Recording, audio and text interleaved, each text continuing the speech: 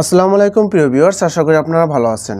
আপনারা যারা খাদ্য অধিদপ্তরের উপখাদ্য পরিদর্শক, সহকারী উপখাদ্য পরিদর্শক নিয়োগ পরীক্ষার প্রস্তুতি নিচ্ছেন, তাদের জন্য আমি 100টি কমন উপযোগী গুরুত্বপূর্ণ গণিত সমস্যার সমাধান করে দেব। আমি এই গণিতগুলো 10টি পার্ট আকারে প্রকাশ করব। প্রত্যেকটি পার্টে 10টি করে গণিত থাকবে।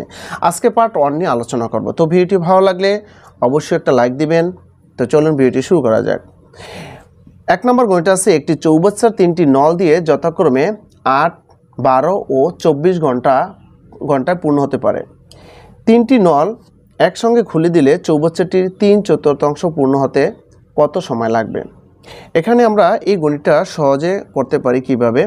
আমরা প্রথমে লিখব, প্রথম নল দ্বারা 1 ঘন্টায় পূর্ণ হয় কত অংশ সেটা দেখব। তাহলে এখানে আমরা লিখব প্রথম নল দ্বারা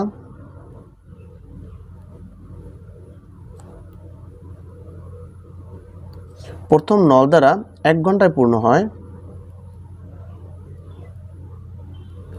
1 ঘন্টায় পূর্ণ হয়। প্রথম নল দ্বারা 1 ঘন্টায় পূর্ণ হয় কত হবে দেখেন, প্রথম নলের আছে কত 8, তাহলে 1/8 অংশ। বিষয়টা বুঝতে পারছেন? এবার আমরা লিখব দ্বিতীয় নল দ্বারা 1 ঘন্টায় পূর্ণ হয়। দ্বিতীয় নল দ্বারা কত আছে? 1/12 অংশ। তৃতীয় নল দ্বারা 1 ঘন্টায় পূর্ণ হয় কত? 1/24 এত অংশ। এবার আমরা দেখব যে 3টি নল দ্বারা 1 ঘন্টায় মোট কত অংশ পূর্ণ হয় চৌবাচ্চা, ঠিক আছে?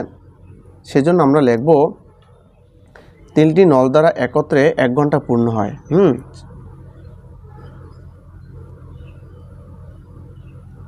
3টি নল দ্বারা একত্রে 1 ঘন্টায় পূর্ণ হয়, 1 ঘন্টায় পূর্ণ হয় কতটুক? তাহলে দেখেন কি আছে, 1/8 যোগ হচ্ছে 1/12 যোগ হচ্ছে 1/24 এত অংশ, ঠিক আছে? আমরা ভগ্নাংশের যোগ বিয়োগ করি। এখানে দেখেন 8, 12, 24-এর লসাগু কত? 24, ঠিক আছে? তো এটা যায় 3 × 24, 3 দিয়ে 3 বার 3, এটা যায় 2 বার 2, 24-24-এর ভিতরে যায় 1 বার, 1 1 বিষয়টা বোঝা যায়? তাহলে কত পাইলাম আমরা? এখানে আমরা পাইলাম 24/3, 2 5 আর 1 6। এটা যদি আমরা একটু কাটি তাহলে 6 × 6, 4 × 24 কত? 1/4 এত অংশ। এতটুকু আমরা বের করে নিলাম, ঠিক আছে? হ্যাঁ, এইবার আমরা কিন্তু লিখতে পারি এই যে চৌবাচ্চার 1/4 অংশ পূর্ণ হয় কত ঘন্টায়? 1 ঘন্টায়। এবার আমরা লিখব 1/4 অংশ পূর্ণ হয় চৌবাচ্চাটির, এখানে আমরা করি, ঠিক আছে? তাহলে 1/4 অংশ পূর্ণ হয়, 1/4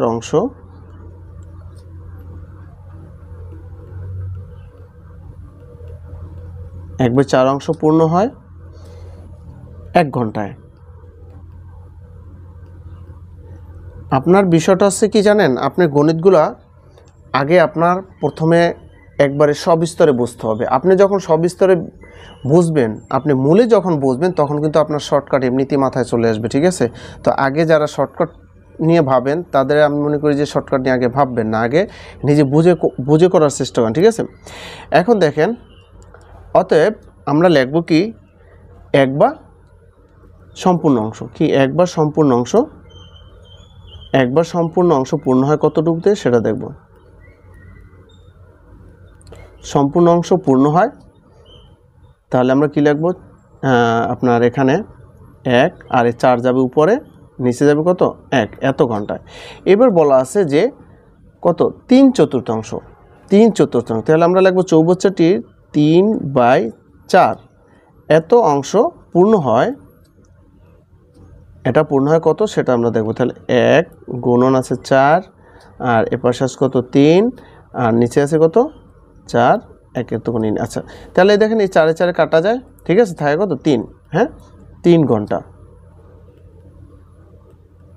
3 ঘন্টা। এটাই হচ্ছে কিন্তু আমাদের উত্তর। তাহলে মোট সময় লাগবে কত? 3 ঘন্টা। হ্যাঁ, চৌবচ্চাটি 3/4 পূর্ণ হতে সময় লাগবে 3 ঘন্টা। তাহলে আমাদের সঠিক উত্তর আছে ক নম্বরটা? এই যে ক নম্বরটা আছে সঠিক উত্তর।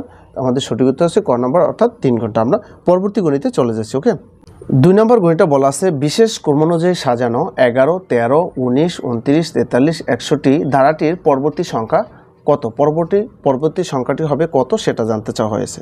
আমরা এখানে একটু প্রথমে আমরা সংখ্যাগুলো একটু লিখে নিই। কত আছে দেখেন? 11, 13, 19,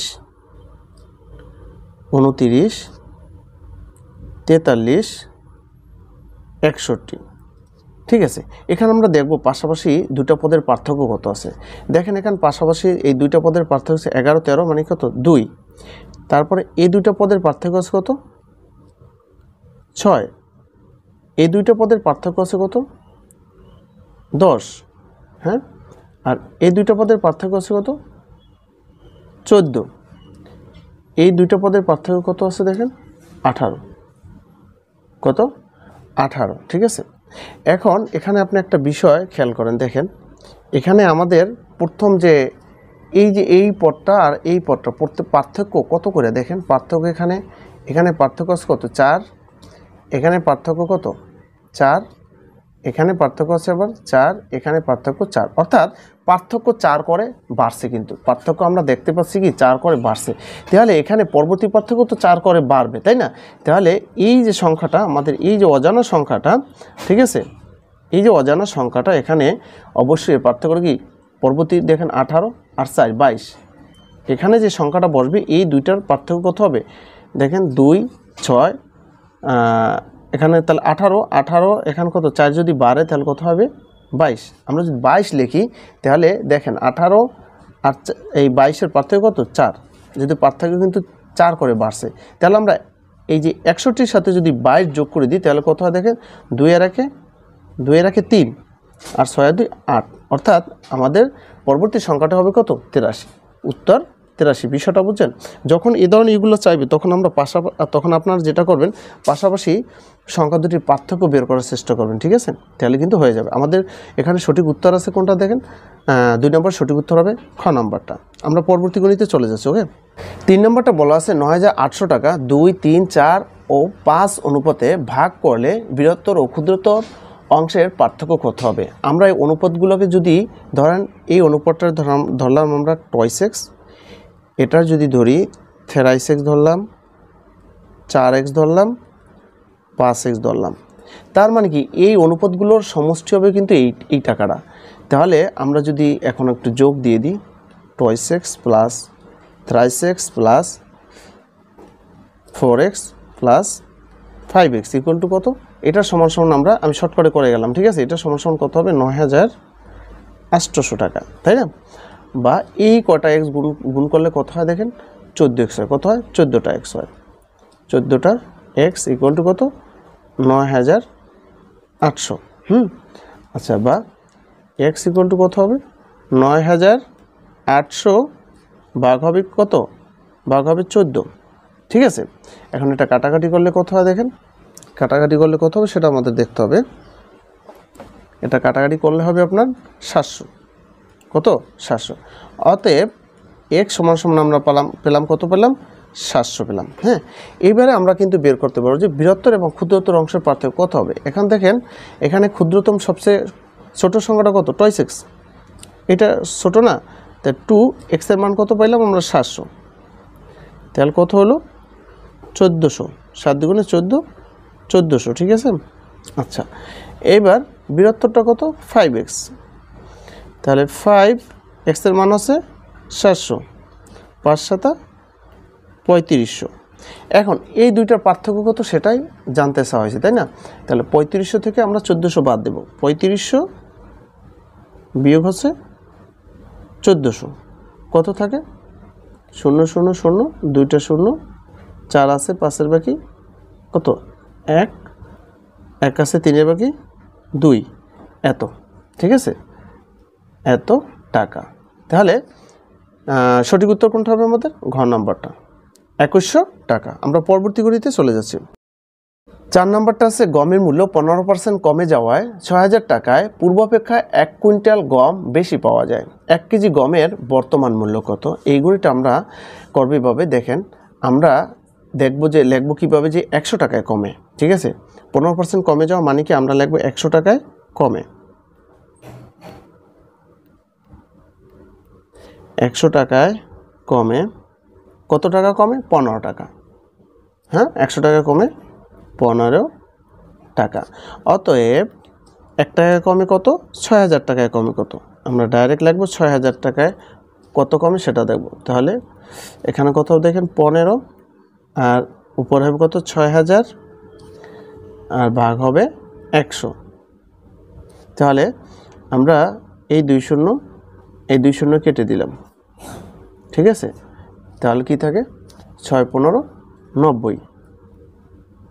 6 15 কত? 90। শূন্য আছে, এই যে একটা শূন্য আছে। হ্যাঁ, এত টাকা 900 টাকা। কত? 900 টাকা। তাহলে আমরা লিখব এখন 1 কুইন্টাল সমান আমরা জানি কি 100 কেজি। এই জন্য আমরা লিখব 1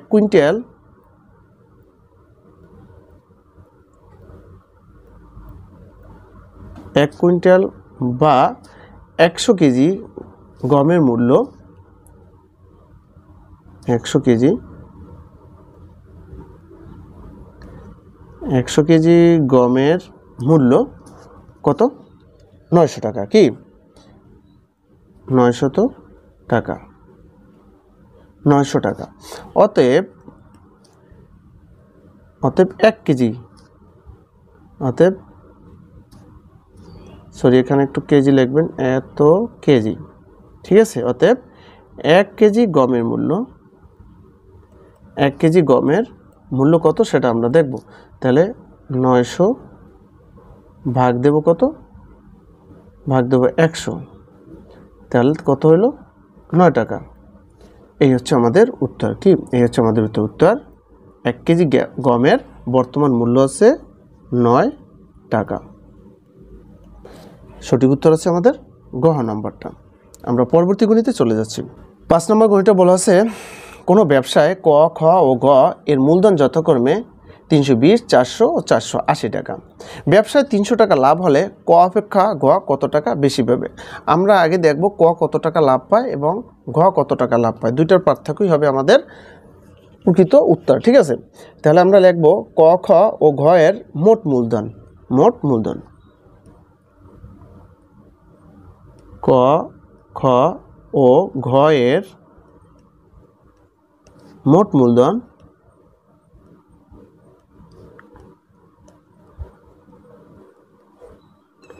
আচ্ছা, এই তিনজনের মোট মূলধন কত দেখেন? 320 যোগ 400 যোগ 480 টাকা। যোগ করলে কত হয়? তিনটা যোগ করলে হবে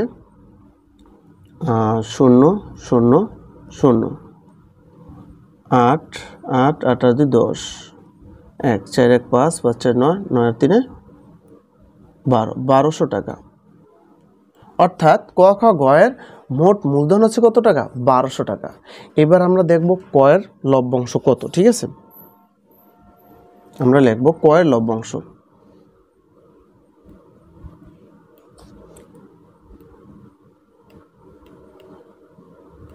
আচ্ছা, ক এর লভ্যাংশ হবে কত? ক কত? 320, ওর মূলধন ছিল 320, ভাগ হবে কত? 1200, এর টোটাল লাভ হয় কত? 300। তো এটা যদি আমরা কাটাকাটি করি তাহলে কত হয় দেখেন? 3 4 1200, 3 8 4 8 32, হ্যাঁ 80। তাহলে কত পাইলাম আমরা? 80 টাকা। এটা পাই ক। ক এর লভ্যাংশ হচ্ছে 80 টাকা। এবার আমরা ঘ এর লভ্যাংশ বের করব। ঘ এর লভ্যাংশ, ঘ এর লভ্যাংশ কত? ঠিক সেমভাবে ঘ এর মূলধন ছিল কত টাকা? 480 টাকা। ঠিক আছে, 480 ভাগ হবে কত? 1200, এর গুণ হবে কত? 300। কত?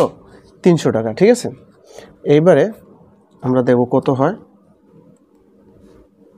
আচ্ছা, 3 4 কত 1200। হ্যাঁ আচ্ছা 4 12 48, তাহলে কত পাইলাম আমরা 120 টাকা। এখন এই দুইজনের পার্থক্যটা দুইটার দ্বারা আমরা বিয়োগ করব কত, ঠিক আছে। ঘ বা আপনি লিখতে পারেন যে ঘ বেশি পায়, ঘ বেশি পায়।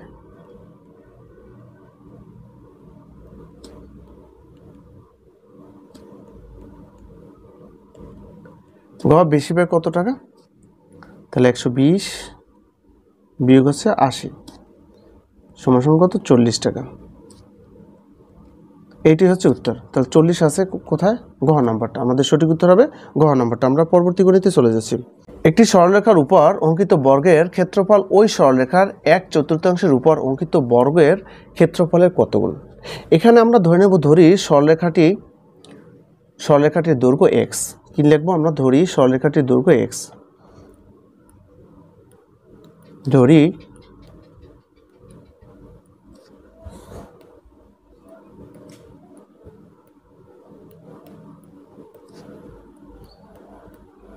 ধরি সরলরেখাটির দৈর্ঘ্য হচ্ছে x, তাহলে এর ক্ষেত্রফল। অতএব এখন বিষয়টা বোঝেন, বলা আছে যে একটি সরলরেখার উপর অঙ্কিত বর্গের ক্ষেত্রফল ওই সরলরেখার 1/4 উপর অঙ্কিত বর্গের ক্ষেত্রফল কত গুণ, ঠিক আছে। তাহলে আমরা ধরে নিলাম, ধরি সরলরেখার দৈর্ঘ্য x, তাহলে সরলরেখার উপর অঙ্কিত বর্গের ক্ষেত্রফল কত হবে। হ্যাঁ এভাবে লিখলে একটু বিষয়টা স্পষ্ট হয়, তাই না। তা এটাই লিখি আমরা, সরলরেখার উপর, অতএব সরলরেখার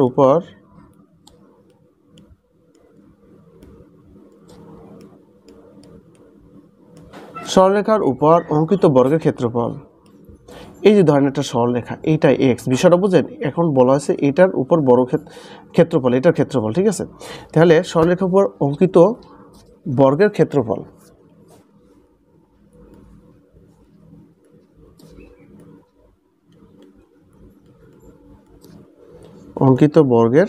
ক্ষেত্রফল, কত হবে, x থাকলে তাহলে কি হবে x স্কয়ার।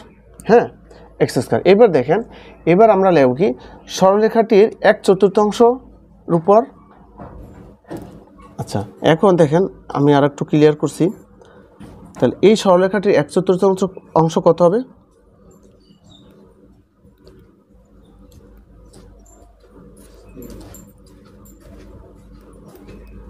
সরলরেখাটির 1/4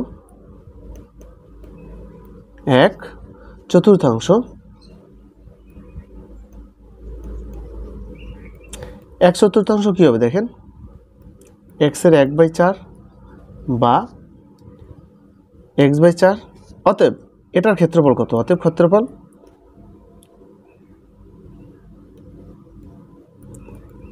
কত হবে, তাহলে x/4 এর উপর a স্কয়ার বা x²/16, x² কত 4 4, এই যে 4 4 16। এখন আমরা লিখবো ডাইরেক্ট বেশি, বলা আছে না কত গুণ বেশি, ঠিক আছে। হ্যাঁ কত গুণ, সেই জন্য আমরা লিখবো অতএব বেশি।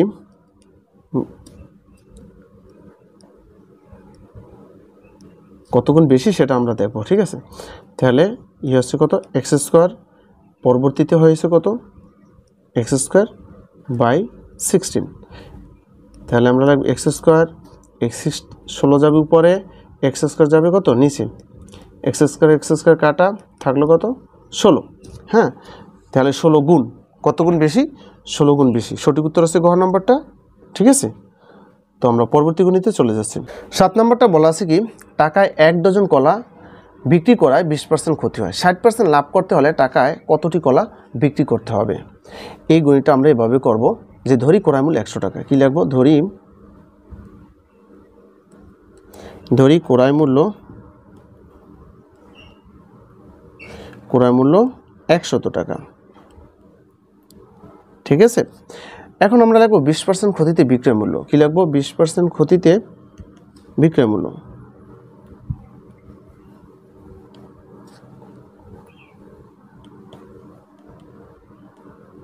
আচ্ছা 20% ক্ষতিতে বিক্রয় মূল্য কি 100 থেকে 20 বাদ যাবে, তাহলে 80 টাকা। ডাইরেক্ট আমরা লিখে গেলাম 80 টাকা। আবার বলা আছে 60% লাভ হবে, এটা আমরা একটু বের করে নিই। 60% লাভে বিক্রয় মূল্য কত হবে সেটাও বের করে নিই। 60% লাভে বিক্রয় মূল্য 60% লাভে বিক্রয় মূল্য কি 100-র সাথে 60 যোগ হবে, তাহলে 160 টাকা। বিষয়টা বোঝা যায়? হ্যাঁ, অর্থাৎ এখন আমরা লিখব পূর্বের বিক্রয় মূল্য 80 টাকা হলে, আচ্ছা এখন আমরা লিখব কি পূর্ব বিক্রয় মূল্য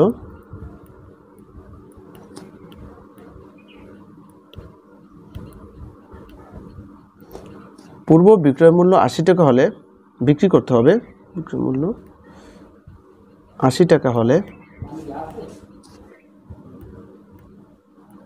বিক্রি করতে হবে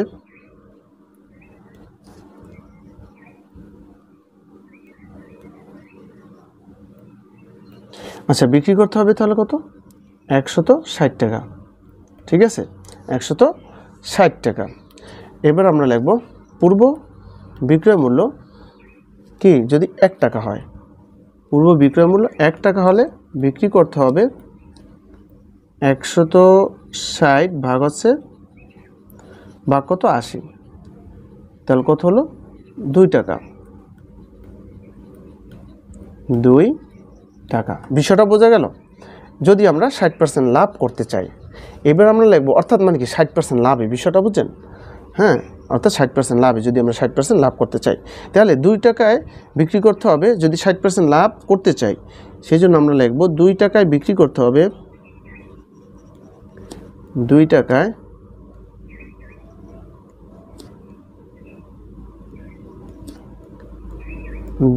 বিক্রি করতে হবে কয়টি 12টি কলা, 12টি কলা। অতএব 1 টাকায় বিক্রি করতে হবে কতটি সেটা আমাদের প্রশ্নে চাওয়া হয়েছে। তাহলে আমরা লিখব 12 ভাগ হচ্ছে 2 সমান সমান তাহলে কত হবে 6 দ্বিগুণে 12, 6টি কলা, 6টি কলা, ঠিক আছে।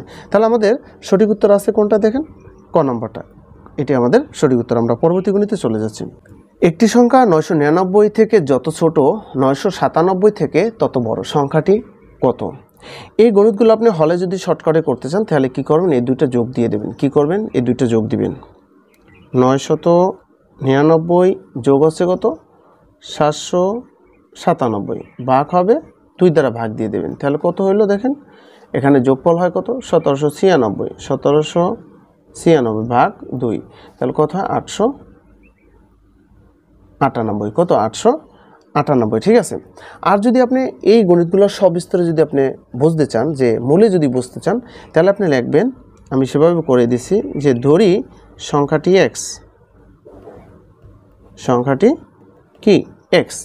এখন আমরা কিন্তু প্রশ্ন মতে লিখতে পারি অ্যাকর্ডিং টু দ্য কোশ্চেন, অর্থাৎ বলা আছে একটি সংখ্যা 999 থেকে যত ছোট, 999 থেকে যত ছোট, সেক্ষেত্রে যেহেতু সংখ্যাটা ছোট সেই জন্য 999 থেকে আমরা বিয়োগ দেব ওই সংখ্যাটিরে, বিষয়টা বোঝা যায়। আবার বলা আছে 797 থেকে তত বড়, বড় যেহেতু তাহলে ওই সংখ্যাটা থেকে আমরা 797কে কি করব বাদ দিয়ে দেব, 797কে আমরা বাদ দেব। এখন যদি আমরা সমাধানটা করি তাহলে আমরা এখানে দেখেন এই এক্সটা যদি আমরা এই সংখ্যার এইটা যদি এই পাশে নিয়ে আসি, মানে তাহলে মাইনাসের ঝামেলাটা পোহাইতে হবে না, ঠিক আছে। আমি একটু বিস্তারিতভাবে করানোর চেষ্টা করি, এটার আমরা ওই পাশে নিয়ে গেলাম আপনাদের বোঝার সুবিধার্থে, হ্যাঁ আচ্ছা। বা এখন দেখেন এক্স, এটা যদি আমি এই পাশে আনি তাহলে প্লাস এক্স, আর 999 এই মাইনাস 797 ওই পাশে গেলে প্লাস হয়ে যাবে 797, বা এক্স এখানে কয়টা হয় 2টা এক্স, ইকুয়াল টু কত হবে দেখেন, ইকুয়াল টু হবে আপনার 1796, হ্যাঁ, বা এক্স ইকুয়াল টু 1796 ভাগ 2 সমান সমান কত হয়, সমান সমান হয় 898। আমরা সংখ্যাটি ধরছি কত এক্স, এক্সের মান পাইছে 898, অর্থাৎ উত্তর এটা। তাহলে 898 আছে কোনটায়, খ নাম্বারটায়। আমরা পরবর্তী গণিতে চলে যাচ্ছি। 9 নম্বরটা বলা আছে শতকরা বার্ষিক কত হার সুদে 450 টাকার 17 বছরের সুদ 459 টাকা হবে। এই গণিতটা আমরা এভাবে আইপিআরএন এর সূত্র দিয়ে করব, সরল মুনাফার সূত্র দিয়ে করব। তাহলে আমরা লিখতে পারি কি, আমাদের চাইছে কি সুদের হার, সেই জন্য আমরা রাখবো কি আর রাখবো। তার আর ইকুয়াল টু আমরা জানি কি I/PN। এবার দেখেন আই কত আছে, এই যে 459 টাকা। আই কি সরল মুনাফা না, 459 টাকা। হ্যাঁ, আর পি মূলধন কত, মূলধন হচ্ছে 450 টাকা, ঠিক আছে। আর এন হচ্ছে কত, 17 বছর, এ হচ্ছে 17। আর মুনাফার হারের জন্য আমরা 100 দেব, মুনাফার হারের জন্য কত আমরা 100 দেব। এইবার দেখেন এই শূন্য আমি এই শূন্য কাটলাম, 5 দ্বিগুণে কত 10, আর 5 নং 45, 9 এটার ভিতরে যায় কতবার, 9 যায় 51 বার, 17, 3 17 51। তাহলে কত পাইলাম আমরা, 3 দ্বিগুণে কত 6, কত পাইলাম 6%। হ্যাঁ, উত্তর 6%। সঠিক উত্তর আছে কোন নাম্বারটা, এই যে গ নাম্বারটা আমাদের সঠিক উত্তর। আমরা পরবর্তী গণিতে চলে যাচ্ছি। 10 নাম্বারটা দেখুন, একটি দ্রব্য 10% ক্ষতিতে বিক্রয় করা হলো, বিক্রয় মূল্য 80 টাকা বেশি হলে 10% লাভ হতো, দ্রব্যটির ক্রয় মূল্য কত? দ্রব্যটির ক্রয় মূল্য কত? আমরা ধরে নেব দ্রব্যটির ক্রয় মূল্য 100 টাকা। ধরি দ্রব্যটির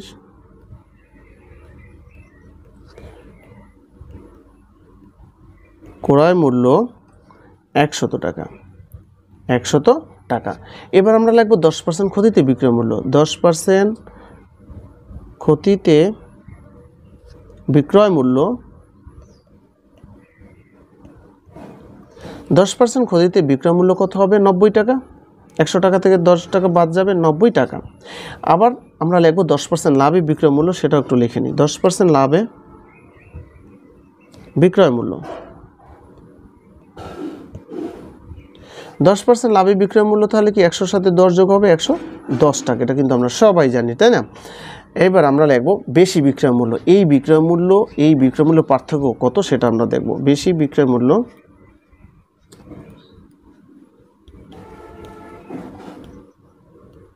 বেশি বিক্রয় মূল্য কত, তাহলে 110 থেকে আমরা বাদ দেব কত, 90, থাকে কত টাকা, 20 টাকা। বেশি বিক্রয় মূল্য 20 টাকা। এবার আমরা লিখব বেশি বিক্রয় মূল্য 20 টাকা হলে ক্রয় মূল্য কত টাকা, ক্রয় মূল্য হচ্ছে 100 টাকা। কি, বা বিক্রয় মূল্য বেশি, যেভাবে আপনি লেখেন, ঠিক আছে। বেশি বিক্রয় মূল্য, বেশি বিক্রয় মূল্য কত টাকা, 20 টাকা হলে, বেশি বিক্রয় মূল্য কি 20 টাকা হলে ক্রয় মূল্য, এই যে বেশি বিক্রয় মূল্য হইতে এটা, ঠিক আছে। ক্রয় মূল্য কত ধরেছিলাম আমরা তখন, ক্রয় মূল্য হবে 100 টাকা। অতএব বেশি বিক্রয় মূল্য, হ্যাঁ, কত দেওয়া আছে, 80 টাকা। সেই জন্য আমরা ডাইরেক্ট লিখব 80 টাকা হলে ক্রয় মূল্য কত হবে সেটা আমরা দেখব। 100 গুণন হচ্ছে 80 ভাগ হচ্ছে কত, 20।